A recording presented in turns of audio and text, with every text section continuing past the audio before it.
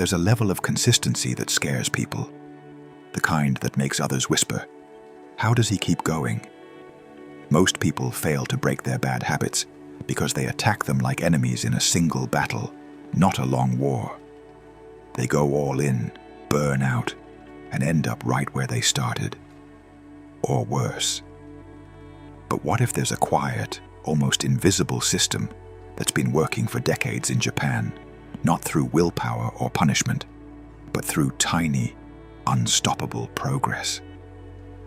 You've probably tried to quit something before: sugar, procrastination, late-night scrolling, and felt that mix of hope and guilt. At first, you're on fire. Then, a few days in, the old patterns drag you back, and you wonder if you're just too weak. The truth? You're not weak. You are using the wrong strategy. Because real, lasting change doesn't happen when you fight your habits. It happens when you replace them, one microscopic step at a time. That's the Kaizen way, a Japanese philosophy that rewires your mind to grow without burnout, without hype, and without relying on motivation. Chapter 1. The Burnout Loop. Marcus was 42, IT technician, 2 kids, 142 kilos, sleepless, always tired. He had tried everything: keto, CrossFit, 5 a.m. runs. Each time he went all in, and each time he crashed. He'd lose a few kilos, then lose control: midnight snacks, skipped workouts, guilt. One evening, his 8-year-old daughter asked quietly, "Dad, why don't you come play outside anymore?" He had no answer, just silence and the slow burn of shame. That's when he realized his war against bad habits wasn't working.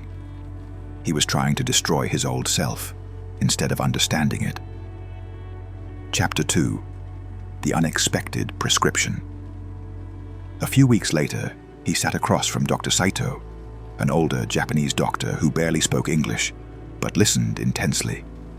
After Marcus listed every failed diet, every plan, every app, Dr. Saito just nodded and said, "Drink 1 glass of water every morning for 2 weeks." Marcus almost laughed. He wanted a plan, not a hydration reminder. But the doctor insisted. No gym, no diet, water first. It felt pointless, even insulting. But Marcus followed it anyway, mostly out of curiosity. And something strange happened. He didn't change overnight, but he started. Chapter 3. The Hidden System. That 1 glass of water was the first domino of Kaizen. Kaizen means change for the better. In Japanese companies, it built billion-dollar systems by improving one tiny process at a time. In life, it does the same for people. Instead of chasing massive results, Kaizen builds momentum through tiny, nearly effortless improvements that accumulate over time. You don't tear down your bad habits. You dissolve them slowly through consistency that becomes identity.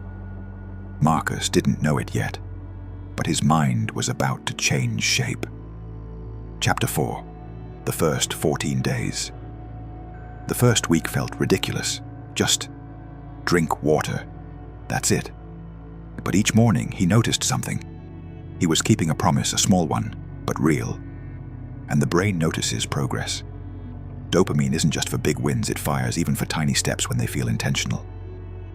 By week 2, Marcus began feeling a strange pull to do one more small thing right after finishing the water.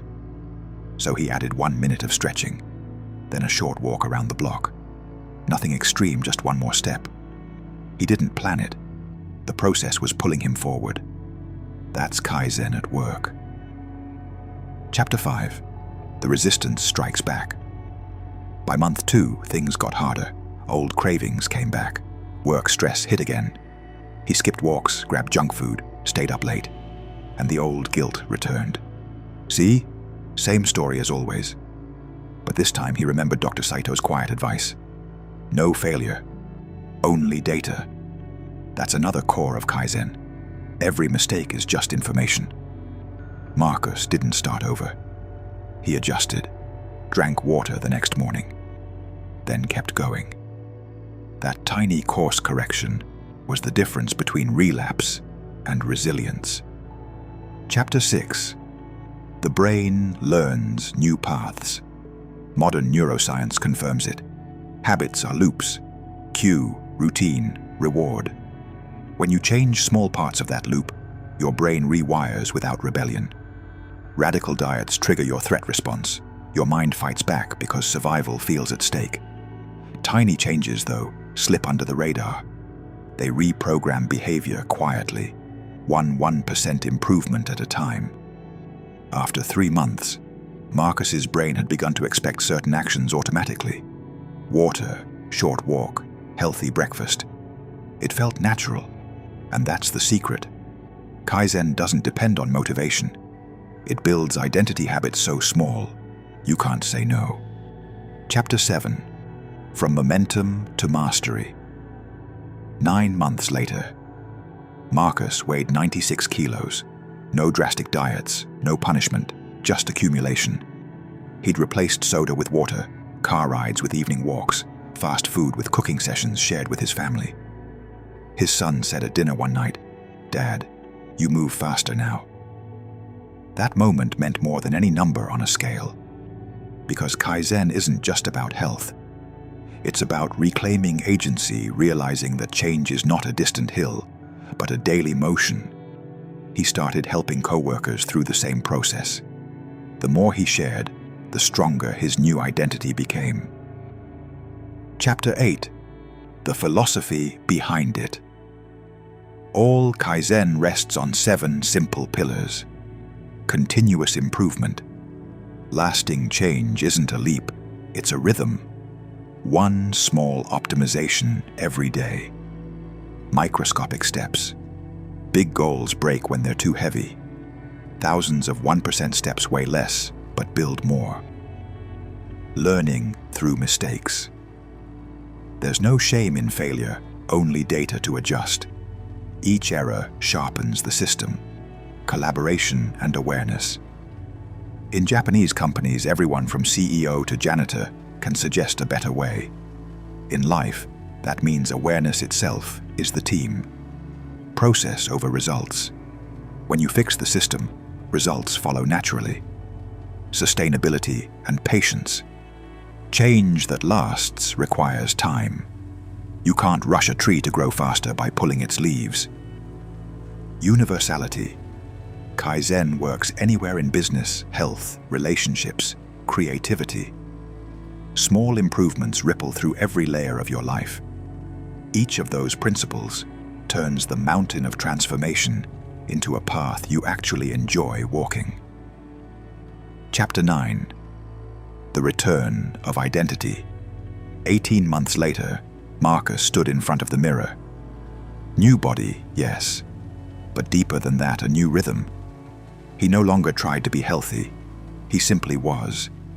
His environment had changed too, junk food gone, schedules balanced, movement built into daily life. He hadn't broken his habits, he had outgrown them. Because when you live by Kaizen, you stop chasing results and start building character. Habits become who you are. Maybe you're like Marcus. Maybe you've spent years in the cycle of all or nothing, starting strong, collapsing fast. You don't need to destroy your old self. You only need to begin shifting, 1% at a time. Pick one tiny action, one glass of water, one stretch, 1 minute of journaling, and do it every day for 14 days. Not to prove something to others, but to show your brain that you can change. Because once you get the first proof, momentum takes over. That's how identity is rebuilt, action by action, molecule by molecule. If you're still here, you already know something most people never figure out. Real change doesn't look impressive at the start. It's quiet, uncelebrated, almost invisible. Kaizen isn't a shortcut to fix yourself. It's the slow construction of a version of you that has no reason to go back. And this is the truth nobody likes to hear. Consistency that scares others is the only kind that actually works. It doesn't start with a breakthrough. It starts with something so small, you're tempted to skip it.